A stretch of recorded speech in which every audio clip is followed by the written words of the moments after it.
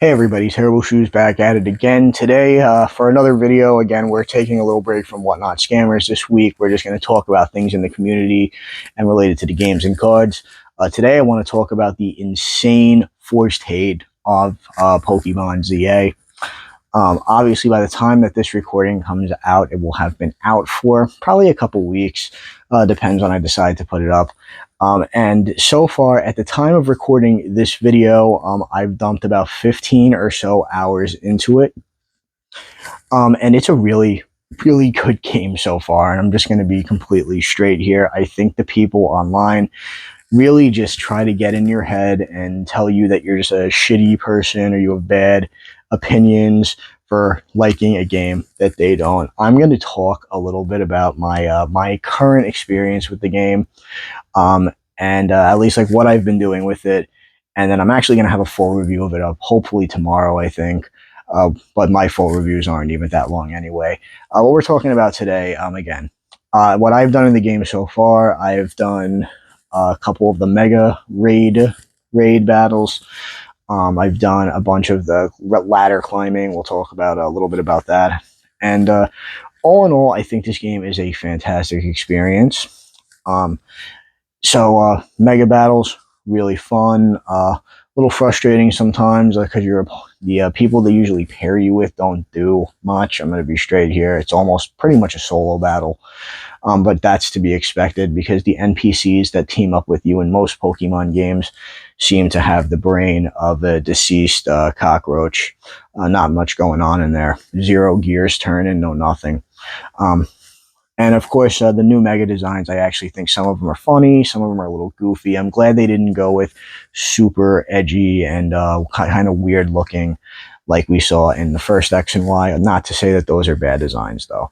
I think every Mega, for the most part, minus a couple, is designed, again, to be kind of funny this time around, and I respect the decision that they went with, because I think it's just a nice little change. You know, I always love to see new forms of Pokemon. So that's part that's covered there. Ladder climbing, I actually love the new battle system. I think it's great. It's very fast paced, very quick. You go from trainer to trainer to trainer very quickly. Chain wins, and you win a ton of prize money in the process during the Royale part of the game. It's very fast paced. It's far more fast paced, in my opinion, than Legends Arceus was. Legends Arceus was a fantastic stepping stone to move on to a game like this. I loved Arceus when it came out. I thought it was a very good breath of fresh air for the franchise, and I think that this also continues to do that. It actually takes the franchise in a great direction, and I'm glad to see them trying new things and experimenting with the formula, and that's pretty cool. People said that the city was going to be very limiting. I didn't feel that at all. That's that on that part. But that's my mini opinion right there. Now we're going to move on to the forced hate online. I think it is just ridiculous. I see every time you open any app, there's always someone talking about the flat textures or how bad the game looks or how the characters are ugly. And I will say one thing, very legitimate point is the voice acting. There needs to be voice acting. I don't think that's excusable. That's a completely ridiculous thing to not have. But something I think a lot of people don't realize is this game had a very small budget. It only had about a $15 million budget, from what I was reading online. And all in all, I think for the amount of money they had, and for the having to also make this a cross-platform game between Switch 1 and Switch 2, obviously Switch 1's hardware held back the Switch 2 version, which I am a little annoyed about myself, but for what it is, it looks fine. I don't think it's as bad as people say it is either. Again, I feel like when people go online, they like to live in a echo chamber where everyone just hates something because it's popular, and this was just the big pick. I constantly see people complaining about this game, and then I'll watch their review of the game on YouTube, and they're using an clearly emulated version with artifacts everywhere and obvious frame drops that are not in the full game on the console. It's just really annoying, and it's just a grift that a lot of people are using right now to just get to make tons of money on X and YouTube and everything, Twitter, whatever you want to call it. And it's stupid. And what's even funnier to me is a lot of the people that I saw telling you that you're a dumb asshole if you buy this game, or you're dumb or stupid for even wanting to support this company, bought this game at midnight and were streaming it. I don't understand that. It's like, and it's another thing. Like, a lot of big Nintendo YouTubers grifted off this, like that the stupid puppet and the guy who doesn't shut up about wrestling games. I can't remember his name. It's just like, all they do is complain about a game they never played. And then don't get me started on the guy Wood. He bitches and moans about anything that comes out on a Nintendo console and then plays it the millisecond it goes live. And I used to love that guy's videos until I realized just how much of a fraud and moron he was. But yeah, again, it's all a big stupid echo chamber of people just trying to make them feel like included, And then the funny part is, even all the people that were preaching the insane amount of hate towards this game went out and bought it.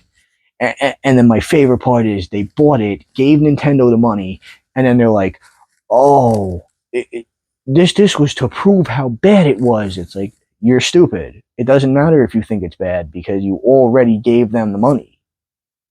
Like, are you dumb? It's just really dumb, Again, I think it's really dumb. It's really stupid, and I hate it. But and all in all, I really like the game so far. So they can really just keep crying and complaining online. Hi, she got a little upset because she was probably reading some comments from online grifters. Isn't that right? Mwah. Good pup. Come on up here, sweetie. Come on, up, up. Sorry, she's a little bum. But anyway, that's all I really have to say. The hate was incredibly forced for this game. It's really, really fun. Sure, it's not the most graphically impressive game of all time. I don't think anybody that went into this was thinking that, because, like, let's be real, the Switch 2, while it's fine, it's never going to live up to a PS5, and I think anyone with a brain knows that. And a lot of these people online, and I hate to say this because I don't want to be political or anything on my channel. It's these weird, like right wing grifters always that talk about this stuff. It's like they just can't allow themselves to have fun with any video game that's not Dark Souls, and I don't get that part. I just really don't get that specific aspect of it with the Dark Souls shit, because every online video game grifter, I'm not going to say right wing for that. Like, I feel like that might just be me looking too deeply into it.